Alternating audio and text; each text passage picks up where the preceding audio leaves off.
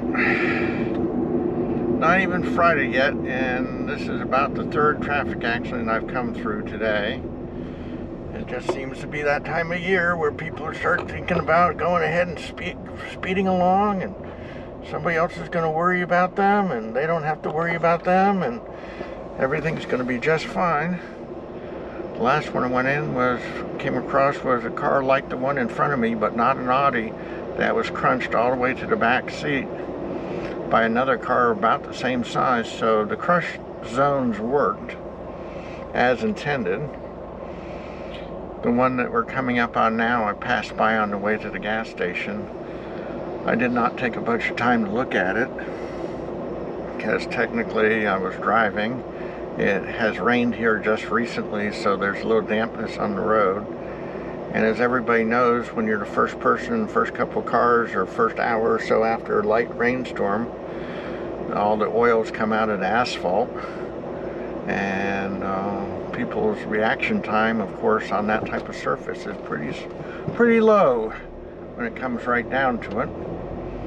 And people make mistakes that they shouldn't make, and they go ahead and try to get through lights that they shouldn't be trying to get through, and they start flipping people off that they really shouldn't flip off, and then they start making excuses about how it was actually somebody else's fault that they ran into somebody else.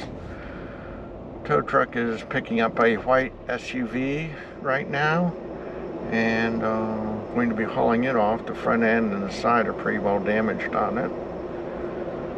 Since I can't really zoom in with the GoPro, I'm just going to have to trust you on this one. Tow truck operator's back out, so we may go ahead and be able to see it before he gets back in the truck.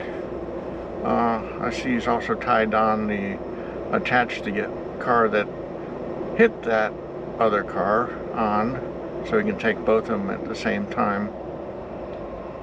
He's having to readjust the under reach a little bit, so probably to get it off the ground. Maybe the tire on that side, the A-frame or whatever, is broken, so it's dragging a little bit, but seems to be having a little issue with that. Unfortunately, I've had some experience in the last couple days. Yep, he's picking it up higher. I've had some experience with tow trucks the last couple days, last week anyway, much more than in previous months. So, got to watch different tow truck operators do different things, different ways. And police officer in the Palm Beach Sheriff's car behind the tow truck is half out of his car explaining something to tow truck driver. So apparently they're about ready to get going. So we may not actually see the cars up close and personal, so to speak. But it's very obvious that the white car, the airbags went off in the front of it.